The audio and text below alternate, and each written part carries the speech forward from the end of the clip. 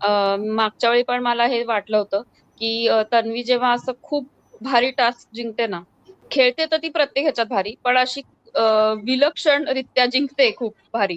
जसं ती मागच्या वेळी कॅप्टन झाली होती त्या सगळ्या किल्ल्या शोधून आणि ह्यावेळी तिकीट टू फिनाले वालं.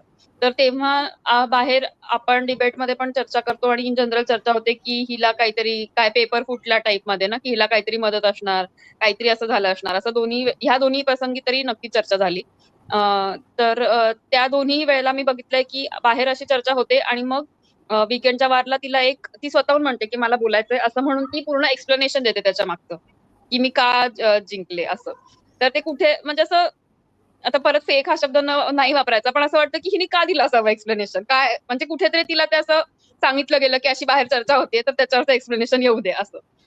तर त्या तेव्हाही मला ते असं ना म्हणजे तेव्हाही त्यांनी जे एक्सप्लेनेशन दिलं होतं, की आम्ही असं-असं गेलो, मग इथे शोधलं, ते शोधलं. तर ते ना अशा भाऊच्या धक्क्यावर एक जनरल कन्व्हर्सेशनचा फ्लो आहे.